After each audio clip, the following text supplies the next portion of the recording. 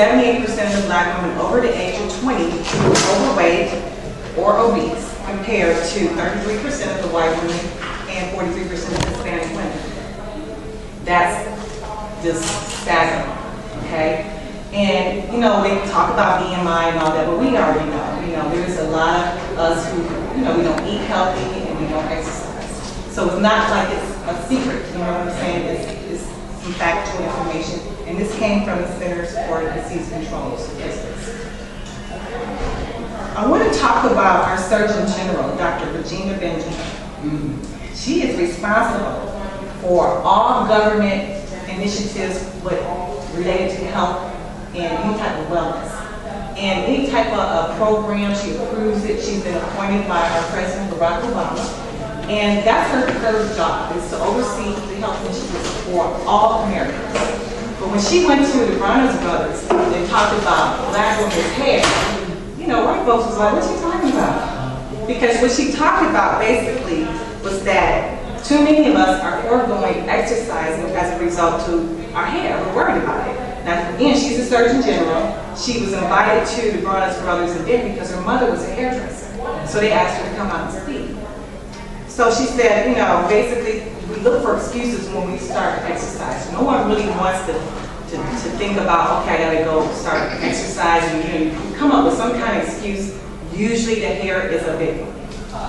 So you look for reasons to not exercise because you don't want to sweat your hair out. And as a result, you just wind up not going. And the problem, she said, basically is because we're investing in chemicals, relaxers, treatments that transform our naturally, keep that in mind, naturally curly hair into something that's not natural, which is straight hair. So as a result, basically, she says she has that same problem.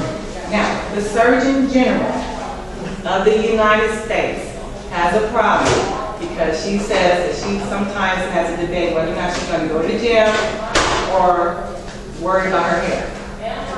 Now, luckily, we got Michelle Obama, the First Lady of the United States.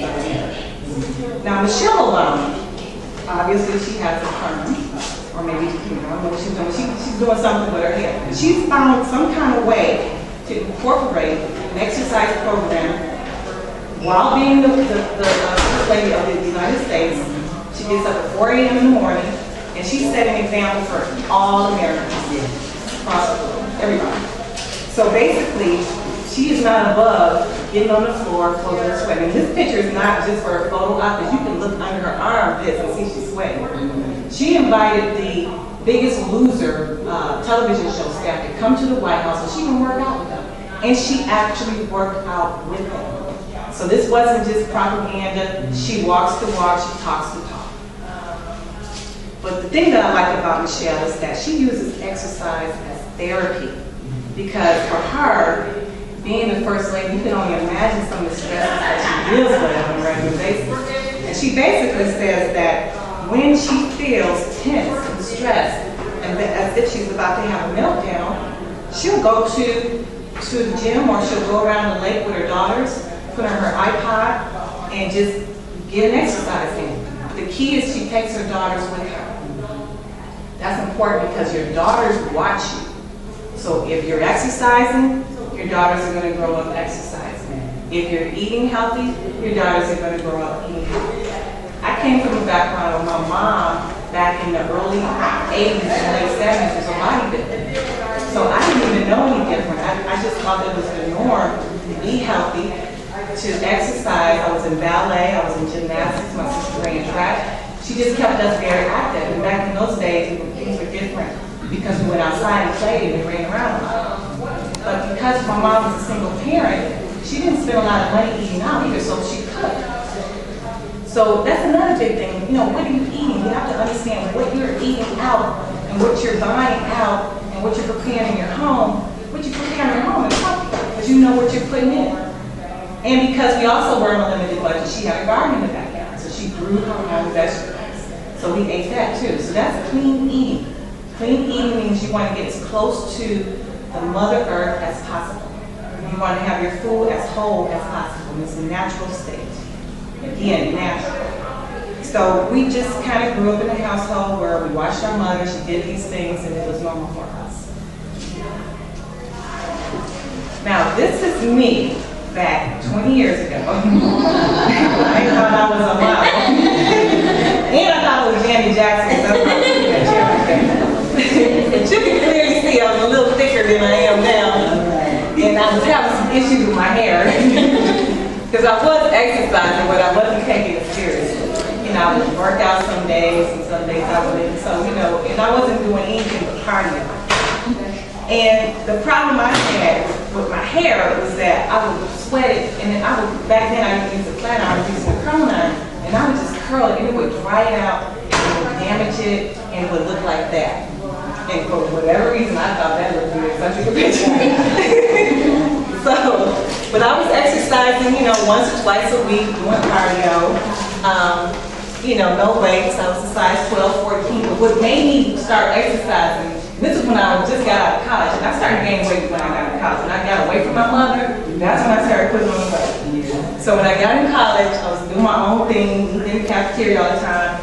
But I was walking up the stairs one day with my girlfriend, and she was a little bigger than I was. And we walked up, and we got to the first flight. I was breathing really heavy. And she was looking at me like, she said, "What's wrong with you?"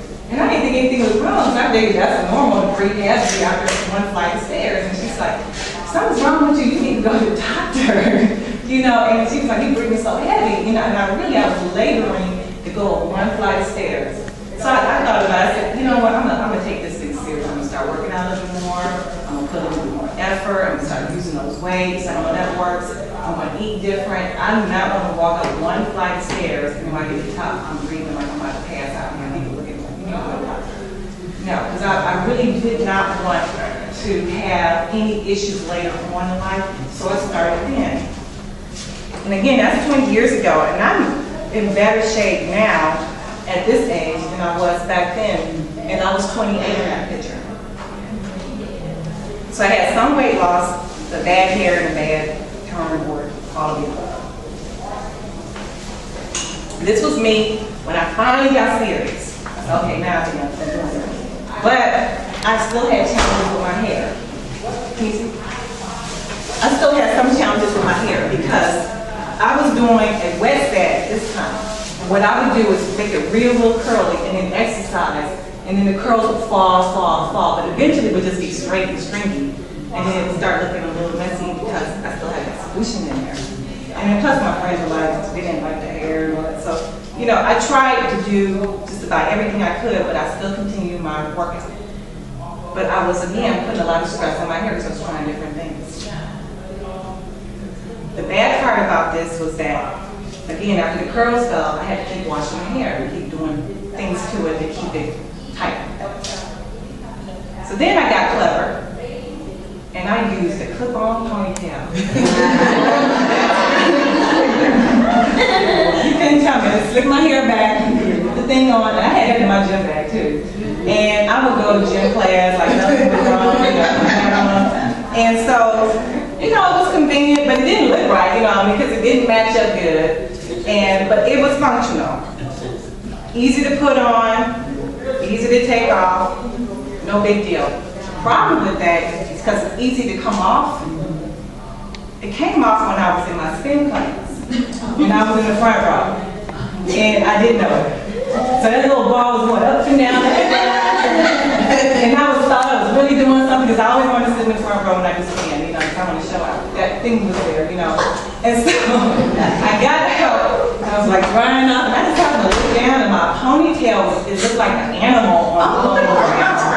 And it was all these white folks in that class too, you know. And nobody really said anything. I was like, oh my God, okay, so that's not going to work.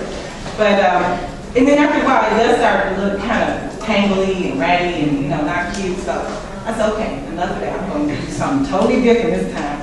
So I went on ahead and got my full head of weave. Oh, yes. That was the best thing, you know. I said, okay, and this is when I first launched Black Women Do Workout. I had my weave. So I was working out still, had my weave. It worked, you know. I did exercise, didn't have any problems. And, you know, I could just get up and brush it and do my thing, and, you know, and go along with no problems. I did sweat. The problem with that was it started smelling bad because the sweat is trapped in my scalp. And I had to keep washing the hair, and every time you wash it make the hair look bad. So then I had to go spend more money to get new tracks put in. So I was spending the most money on a hair weave than I ever spent on any type of hairstyle ever. Okay, and I'm just real thrifty, and I don't like to spend a lot of money anyway. So it just became, kind of like I didn't like the way it smelled. I didn't like the way it was itching, because when you start exercising, the sweat and the salt get trapped in there, it starts itching. I think it was making my natural hair damaged, and I couldn't stand it.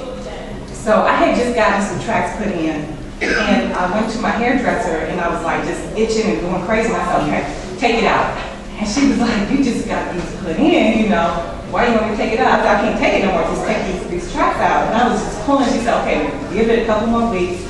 You come back and I'll take it out. I said, okay. I hung up the phone and I went in the bathroom. I just started cutting because I couldn't take it no more.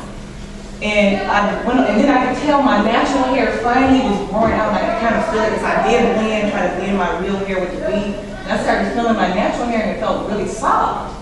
And then the weave was feeling real dry and dead. I didn't feel good at all. Not natural.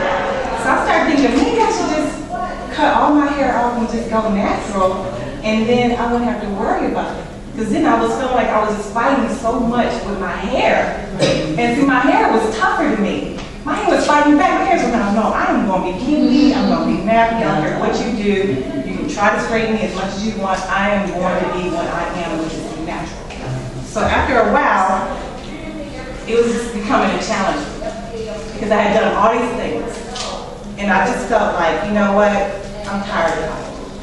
I fought for everything in my life. I was just so sick and tired of having to fight with my hair. All my life. I had to fight my daddy, I had to fight my uncles, I had to fight my brothers. In the family of men, but I never thought I had to fight my own hair. So when I finally cut my hair off, I felt liberated.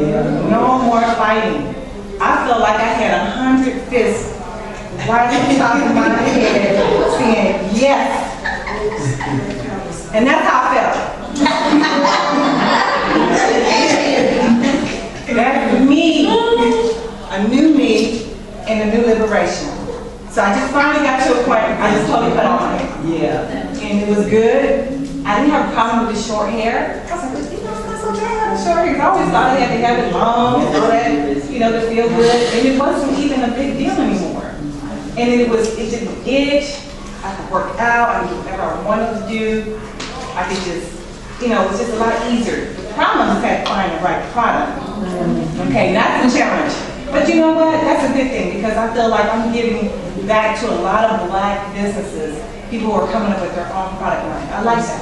And that's why I like coming to these conventions because I can try different things. But then I was wondering, what was it about this whole thing that I was fighting against? Why I didn't like the word nappy? What was so bad about nappy? Yeah. So I kept figuring out, I just have to be this person. I got to go to the root of everything. So I looked the word up nappy. And so let me tell you what I found.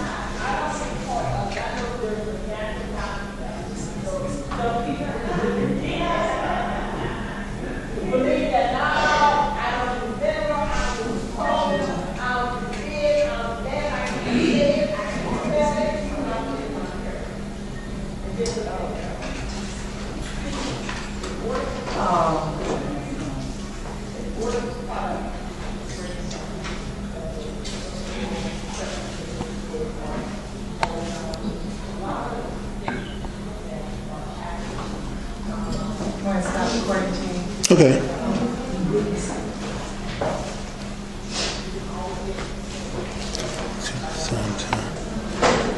Okay. The word nap started around the 14th century. The word referred originally to the roughness of a woven cloth before it was sheared. When cloth, especially woven cloth, is woven, the surface of the cloth is not smooth, and the roughness is the nap. I'm just going to keep talking. So basically what I found out was that wool and nap went together. So if you have something that's in its natural state, like wool is nap. It can be nap, because that's before it's sheared. So I'm like, what's so bad about that? It's just, it's wool. It's a woolly thing, I found out that there was something that you heard over and over again associated with being woolly, right? It's an individual you've heard about that's been described in the Bible who had a certain look, and the look was woolly. You know who I'm talking about? Okay, so what's so bad about that person? Right? Jesus, y'all heard this? Got woolly hair, right? But we don't like that. So we like Jesus, but we don't like his nappy hair. So it was just really confusing because I didn't understand how we were made to feel like if something was woolly, then in this case, it's associated with being nappy, that it's not good. So that's some brainwashing we need to think about. We've been told as black people everything about us is unattractive. And we should change, and we should conform, and we should modify. But it seems like the most important thing that we were fighting against was the most wonderful thing that people look up to. Someone with woolly hair. So think about that for a second. Any of you ever think about anything like this? Ever? You have? Yeah, so that was the whole brainwashing conditioning that kept me from just embracing what was just there now, which was really not a bad thing. Okay, so I'm glad I shared that with you guys. I just want to make sure I talk about that because that's just something I looked up, and I want everybody to just kind of think about that for a second and think about why we felt brainwashed into not liking our nappy hair.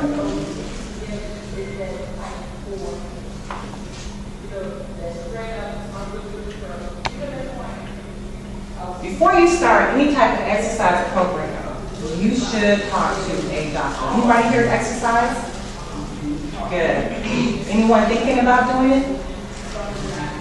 Okay, I want you to come by my vendor booth because we have a doctor who is doing a wellness and weight loss workshop for free, okay? And it normally costs $50 to go into a doctor's office to have this thing done. He's doing blood type, so you know your blood type, so you know you're eating the right foods for your blood type. He's doing cholesterol level checks. He's doing a cardiac assessment. And he's doing a pre-diabetes screening. He's doing all for free for black women to do workouts. So you come by my vendor booth, you get a flyer, you call him up, make an appointment, he'll see you. You have to have that flyer. And I encourage you to do that. Even if you're not thinking about going to work out, just do it just so you'll know. Because a lot of people don't know their blood type. And you don't know if you're eating the right foods. So you're also going to get some supplements and some samples and things like that too. So he's going to give you some things to try out. And if there's other services you want, he's available to. So please stop by and do that. And also, before you start working out, write a Dear John letter to Fatty and say goodbye. I want you to break up with Fatty.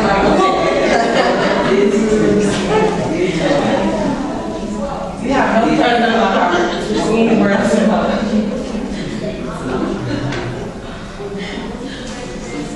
Dear Fatty, I saw what you did to my body. You are going down. Love me. It's just as simple as that. So I do want you to write a Dear John letter and break up with Fatty and to say it's over, no more.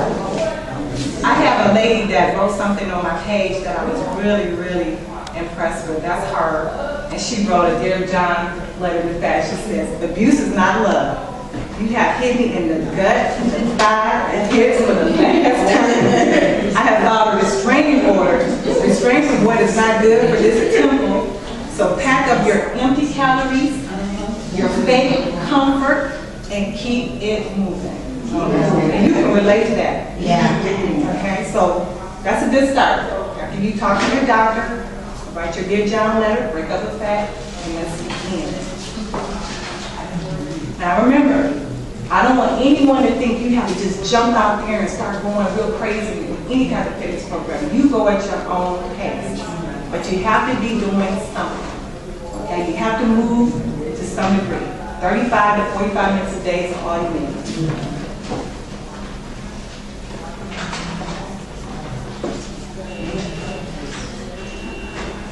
Start off easy, take small steps.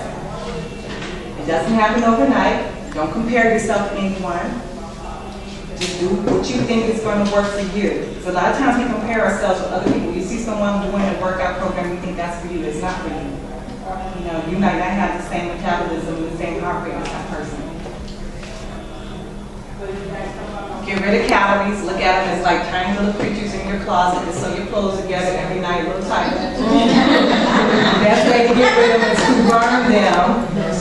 And you can burn calories for lifting weights, you know, doing a cardiovascular exercise.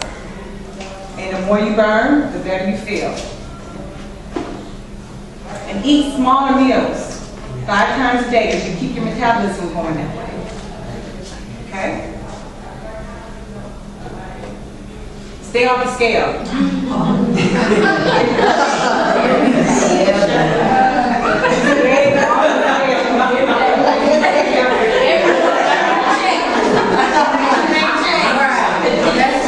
Let me tell you, this is the reason why. The scale's gonna lie to you. Okay? When you start exercising, the scale's gonna only tell you what you see at that moment. Right. The scale is not going to tell you about your body composition. It's not going to tell you lost fat, you gain muscle. And if you can have water balance, and, you know, you can be retaining more water, and you get discouraged if you look at the scale every single day. You can take a peek every now and then, but you can't do that every single day. And then you want to go by how your clothes fit too.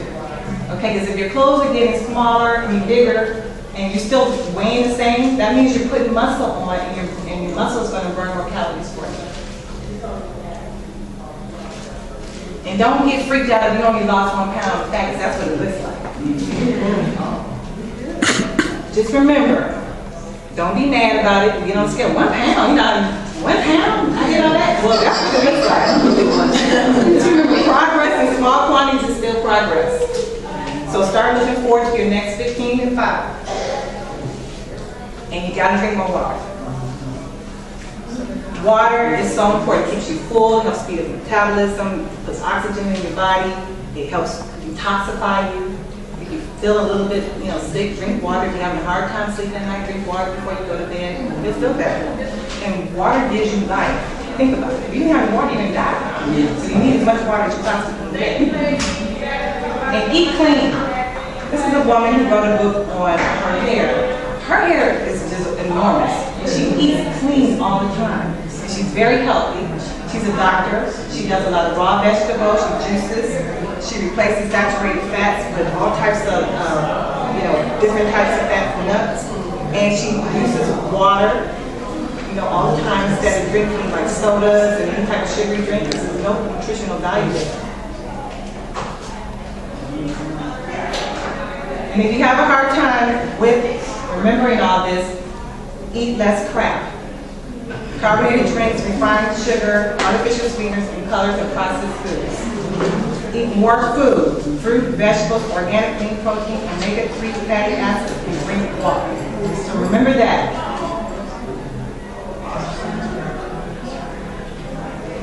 And remember, endorphins is something you get when you exercise. It makes you feel good. It is a protein molecule in your body, and its sole purpose is to give you pleasure. So if you go for a run, and I think we have some runners in here, don't we? You run, okay. You know the endorphins after you run, it's called runner's high. And it makes you feel better. It's there in your body to prevent pain, but it gives you an euphoric feeling. So every time you exercise, you're going to feel positive, you're going to feel happy and more upbeat. And think about something here. And I wrote this on my page, and I was just kind of trying to get us to start thinking about how we are, as Black women, nurturers. We need to start nurturing our own. We need to start taking better care of our own. because we are the mothers of this civilization. We took care of the slave master's children. We were the wet nurses, we were the mammies, which is another word for mommy, basically, and we were the disciplinarians. We were the nurturers, we fed them, you know, we gave them the best of everything. It's time we start doing that for our own community, because if we do that, we're going to change the world around. We are the mothers. We have a duty for this society because we're in a very negative era right now. People are angry, they're fussing and killing. We have to set up the example and start giving back this positive energy. We're going to do that through exercise. We're going to do that when you support one another, when you go with your girlfriends and you do walking together. That's a support system, and that's sisterhood, and that's positive. And that positive energy is what we're going to give back to the universe. And as a result, Black women, we're going to change the world. That's our duty, to put that positive energy back out there. These are some of the things that we're doing right now with Black Women Do Workout. We're doing cardio line dancing. We have a Houston chapter, as you can see here. That is our Houston chapter. We just did one event, and that's how many ladies showed up. We do boxing. We do indoor rock climbing, kayaking, and we do mountain bike riding. And these are just some of the events that we do. So we're out there, we're doing things that are fun, and that's going to change our lifestyle. So it's not always about going to the gym and lifting weights. It's a fun thing to do, to get out and be in the outdoors, but you're going to have fun exercising. And please come by and get a t-shirt, because it does motivate you. This woman bought a shirt, and just months later, she has the same shirt, but she lost weight. The shirt keeps you motivated because it tells everyone that you work out. So when someone sees you, and they're going to ask you about it, you're going to start, the conversation is going to be different. You're going to be talking about something that you're doing that's exciting, that's changing your life, that's making you live longer. And that person is going to be motivated by you. So these shirts do work. I get a lot of these pictures when people take a before picture and they send me the after picture and they're smaller, because they're wearing that shirt and they're staying motivated. Okay? So again, I want to thank you ladies for coming out and listening to the workshop and supporting Black Women Who Work Out, and I hope to see you again. Thank you.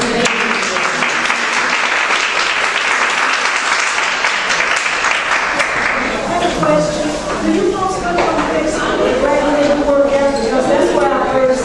That's my page. That's your page. Okay. I write everything you see. Okay.